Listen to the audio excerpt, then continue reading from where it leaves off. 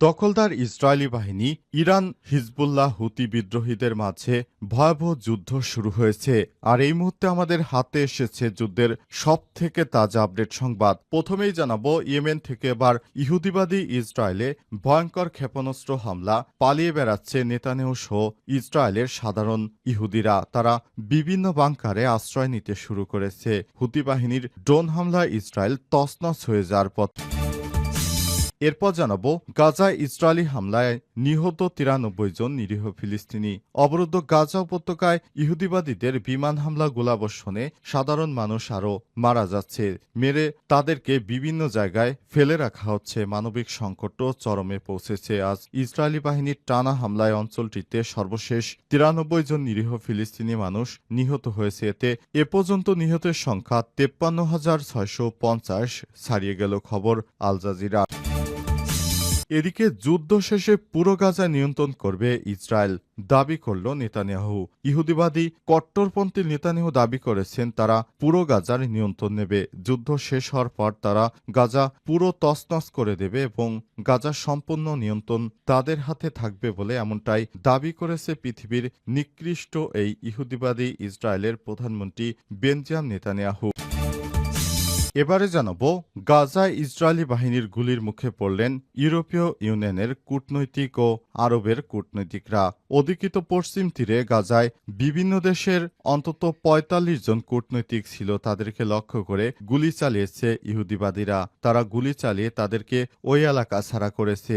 এর ফলে এবার ৪৫ রাষ্ট্র থেকে নেতানিয়াহুর উপর চাপ আসলো। নেতানিয়াহু এবার পালাবে, তার পালানো ছাড়া কোনো গতি নেই। এবং সর্বশেষ জানাবো, একটি সংস্কারও করতে পারেনি ইউনূস, বললেন মান্না। নাগরিক ঐক্যের সভাপতি মাহমুদুর রহমান মান্না বলেছেন, বর্তমানের অন্তর্বর্তীকালীন সরকার দায়িত্ব গ্রহণে ৯.৫ মাসে একটি সংস্কারও করতে পারেনি। তারা শুধু সংস্কারের গালগল্প শুনে মানুষকে প্রতিশ্রুতি দিয়ে আসছে, কিন্তু এখন পর্যন্ত একটি সংস্কারও করতে পারেনি। বর্তমান ঢাকা অচল অবস্থায় রয়েছে। এ অবস্থায় পুরো দেশটাকে অস্থিতিশীল করা হচ্ছে। এ অবস্থায় সরকার কোনো পদক্ষেপ নিতে পারছে না। প্রিয় দর্শক, এতক্ষণ শুনছিলেন সংবাদ শিরোনাম, এবারে বিস্তারিত।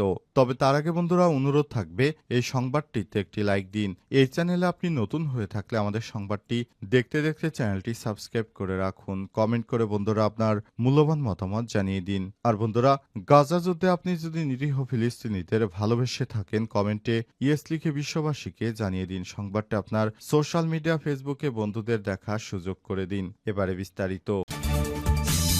গাজায় ইসরায়েলি হামলায় আরও নিহত 93 জন ফিলিস্তিনি। অবরুদ্ধ গাজা উপত্যকায় ইসরায়েলের বিমান হামলা ও গোলাবর্ষণে হতাহত মানুষের সংখ্যা বেড়েই চলেছে। মানবিক সংকট এখন চরমে পৌঁছেছে। আজ ভোর থেকে ইসরায়েলি বাহিনীর টানা হামলায় অঞ্চলটিতে অন্তত 93 জন ফিলিস্তিনি নিহত হয়েছে।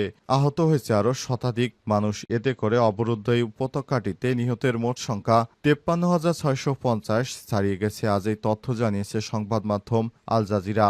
আল জাজিরার প্রতিবেদনে বলা হয়েছে, দখলদার ইসরায়েলি বাহিনী এই ধরনের কর্মকাণ্ড করছে যে সেখানে নিরীহ ফিলিস্তিনিদের বেঁচে থাকা এখন দায় হয়ে পড়েছে। নিরীহ ফিলিস্তিনিরা কোথায় যাবে, কোথায় পালাবে, সে বিষয়টি এখনও তারা খুঁজে পাচ্ছে না। নিরীহ ফিলিস্তিনিদের উপর যেভাবে নির্মম হত্যাযজ্ঞ চালানো হচ্ছে, এটা চলতে থাকলে একসময় আর সেখানে ফিলিস্তিনিদেরকে খুঁজে পাওয়া যাবে না। তাদেরকে তাদের বাড়িঘর ধ্বংসের পাশাপাশি সাধারণ মানুষকে হত্যা করে পুরো প্রজন্মটাকেই ধ্বংস করে দিতে চায় দখলদার ইসরায়েলি বাহিনী।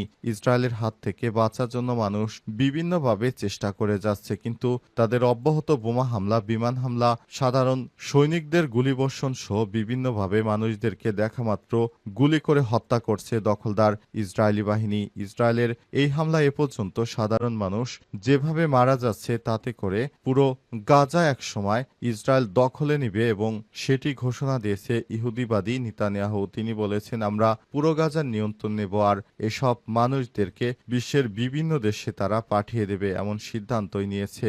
এবং এইভাবে যদি চলমান থাকে তাহলে ভবিষ্যতে সেখানে আর কোনো মুসলিম মানুষের অস্তিত্ব থাকবে না। তারা গাজা এবং ফিলিস্তিন সহ গ্রেট যে ইসরায়েল বানানোর স্বপ্ন দেখছে, সেটি বাস্তবায়ন করা হবে। এ অবস্থায় বর্তমানে সেখানে খুবই ভীতিকর অবস্থা বিরাজ করছে। সাধারণ মানুষ কি খাবে, সেখানে দুর্ভিক্ষ চলছে। এভাবে চলতে থাকলে পুরো গাজা একসময় শেষ করে দিবে দখলদার বাহিনী। ইয়েমেন থেকে ক্ষেপণাস্ত্র হামলা আতঙ্কে ইসরায়েলের বাসিন্দারা। ইয়েমেন থেকে ছোড়া একটি ক্ষেপণাস্ত্র ইসরায়েলের দিকে ধেয়ে আসছে। এই খবর শুনেই সেখানে আতঙ্ক ছড়িয়ে পড়ে। এরপর সেটিকে প্রতিহত করার চেষ্টা করছে আইডিএফের সেনারা। আজ এই ঘটনাটি ঘটে যার পরপরই ইসরায়েলের মধ্যাঞ্চলে একযোগে সতর্কতামূলক সাইরেন বাজানো হয়। এতে রাজধানী তেল আবিব, পশ্চিম তীর জেরুজালেম সহ বিস্তীর্ণ এলাকায় আতঙ্ক ছড়িয়ে পড়ে। লক্ষাধিক মানুষ তখন বাংকারে পালাতে ছুটে যায়। আইডিএফের এক বিবৃতিতে বলা হয়েছে, ক্ষেপণাস্ত্রটি নির্ধারিত পথে শনাক্ত করা হলেও তাৎক্ষণিকভাবে আকাশ প্রতিরক্ষা ব্যবস্থা সেটিকে সফলভাবে ধ্বংস করতে পারেনি। সেটি আংশিকভাবে আঘাত করে এরপর সেটিকে নিষ্ক্রিয় করা হয়েছে। এই ঘটনায় এখন পর্যন্ত বেশ কিছু হতাহতের ঘটনা ঘটেছে। এই ঘটনার পর ইসরায়েলি সামরিক বাহিনী একটি পূর্ণাঙ্গ তদন্ত শুরু করেছে। তবে হামলার দায় এখনও কেউ স্বীকার করেনি। ইয়েমেনের হুতি বিদ্রোহীদের এই ধরনের হামলার ইতিহাস থাকলেও এবারের ঘটনায় তারা সরাসরি জড়িত কিনা তা এখনও নিশ্চিত হওয়া যায়নি। ইসরায়েলের প্রধানমন্ত্রী বেঞ্জামিন নেতানিয়াহু এবং প্রতিরক্ষামন্ত্রী ইয়োব গ্যালেন্ট পরিস্থিতি নিবিড়ভাবে পর্যবেক্ষণ করছেন এবং আকাশ প্রতিরক্ষা জোরদারের নির্দেশ দিয়েছেন। সামরিক সূত্রগুলো জানিয়েছে যে দেশের নিরাপত্তা নিশ্চিত করতে সব ধরনের প্রস্তুতি নিয়েছে ইসরায়েল সেনাবাহিনী, আইডিএফ। আঞ্চলিক প্রেক্ষাপট মধ্যাঞ্চলে উত্তেজনার মধ্যে এই ধরনের হামলা নতুন করে উদ্বেগ বাড়াচ্ছে। এর আগে ইয়েমেনের হুতি গোষ্ঠী সৌদি আরব ও সংযুক্ত আরব আমিরাতে বিভিন্ন লক্ষ্যবস্তুতে ক্ষেপণাস্ত্র ও ড্রোন দিয়ে হামলা চালিয়েছিল হুতি যোদ্ধারা। যুদ্ধ শেষে পুরো গাজা নিয়ন্ত্রণ করবে ইসরায়েল, বললেন নেতানিয়াহু। ইসরায়েলের প্রধানমন্ত্রী বেঞ্জামিন নেতানিয়াহু বলেছেন, যুদ্ধ শেষে পুরো গাজা তারা নিয়ন্ত্রণ করবে। তার কথায় শেষ পর্যন্ত গাজা উপত্যকা সম্পূর্ণরূপে ইসরায়েলের নিয়ন্ত্রণে থাকবে এবং হামাস পরাজিত হবে। আজ টেলিভিশনে প্রচারিত এক ভাষণে তিনি এসব কথা বলেছেন। এ সময় নেতানিয়াহু মানবিক সংকট রোধ করার প্রয়োজনীয়তার উপর জোর দেন। পরে গাজায় সাহায্য সরবরাহের জন্য ৩ পর্যায়ে পরিকল্পনার কথা বলেন। এর মধ্যে রয়েছে উপত্যকায় মৌলিক সাহায্য সামগ্রী পৌঁছে দেয়া, ইসরায়েলি সেনাবাহিনী দ্বারা সুরক্ষিত মার্কিন কোম্পানিগুলোর দ্বারা খাদ্য বিতরণ পয়েন্ট খোলা রাখা এবং গাজায় নিরাপত্তা নিয়ন্ত্রণ নেয়ার পর বেসামরিক নাগরিকদের সুরক্ষার জন্য একটি অঞ্চল তৈরি করা। ইতিমধ্যেই ইসরায়েলি সরকার গাজায় সামরিক অভিযান বন্ধ এবং মানবিক সাহায্য প্রবেশের অনুমতি দেওয়ার জন্য ক্রমবর্ধমান আন্তর্জাতিক চাপের সম্মুখীন হচ্ছে। যদিও এসব চাপ প্রত্যাখ্যান করেছে নেতানিয়াহু। ইসরায়েলের প্রধানমন্ত্রী তার ভাষণের শুরুতেই বলেছেন, হামাসকে পরাজিত করার জন্য ইসরায়েল একটি স্পষ্ট ও ন্যায্য লক্ষ্য রয়েছে। আমরা শেষ পর্যন্ত এই লক্ষ্য অর্জনে প্রতিশ্রুতিবদ্ধ। আমাদের কাজ এখনও শেষ হয়নি। এ সময় যুদ্ধবিরতি নিয়েও কথা বলেছেন নেতানিয়াহু। তিনি আরও বলেন, গাজায় অন্তত ২০ জন ইসরায়েলি বন্দী অবশ্যই জীবিত রয়েছে। যদি জিম্মিদের মুক্ত করার জন্য একটি অস্থায়ী যুদ্ধবিরতি পরিকল্পনা থাকে তাহলে আমরা প্রস্তুত থাকব বলেও জানান তিনি। একটি সংস্কারও করতে পারেনি ইউনূস সরকার, বললেন মান্না। নাগরিক ঐক্যের সভাপতি মাহমুদুর রহমান মান্না বলেছেন, অন্তর্বর্তীকালীন সরকার দায়িত্ব গ্রহণে ৯.৫ মাসে একটি সংস্কারও করতে পারেনি। আজ রাজধানীর জাতীয় প্রেস ক্লাবে বিপ্লবী ওয়ার্কার্স পার্টির সাধারণ সম্পাদক সাইফুল হকের ফ্যাসিবাদ গণ অভ্যুত্থান, বিপ্লবী ও সংবিধান বিতর্ক শীর্ষক বই প্রকাশনা উপলক্ষে আয়োজিত এক আলোচনা সভায় সব কথা বলেন মাহমুদুর রহমান। কালের দাবি প্রকাশনী সভার আয়োজন করে।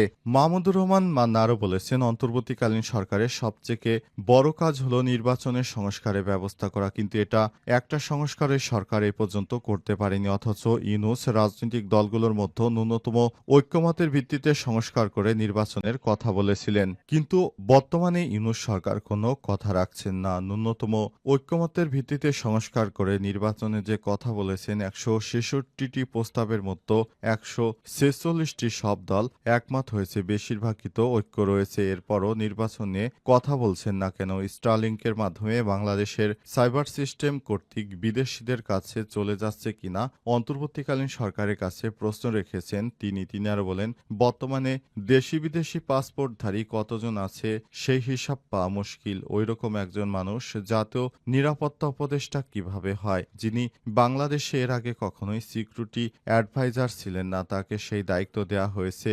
এখন আবার শুনছি সিকিউরিটি অ্যাডভাইজার আর্মির উপর কন্ট্রোল নেয়ার জন্য বিশেষভাবে চেষ্টা করছে। জানি না, তবে এগুলো মানুষের মধ্যে গুজব বা সংশয় তৈরি করছে। এ সময় বিপ্লবী ওয়ার্কার্স পার্টির সাধারণ সম্পাদক সাইফুল হকের অভিযোগ, অন্তর্বর্তীকালীন সরকার তার এজেন্ডার বাইরে গিয়ে অনেক কাজ করছে। চট্টগ্রামে উচ্চ আদালতের রায়ে একজন মেয়রের দায়িত্ব পালন করছেন, একই উচ্চ আদালতের রায়ে বিএনপির ইশরাকের দায়িত্ব গ্রহণ করবে, কিন্তু সেটি নিয়ে গত কয়েকদিন ধরে ঢাকা শহরে অচল অবস্থা সৃষ্টি হয়েছে। রিট করা হয়েছে, তার মানে আইন কি এক এক শহরে বা এক এক ব্যক্তির জন্য এক এক রকম? শিক্ষাবিদ অধ্যাপক মাহবুবুল্লাহ বলেছেন, মিয়ানমার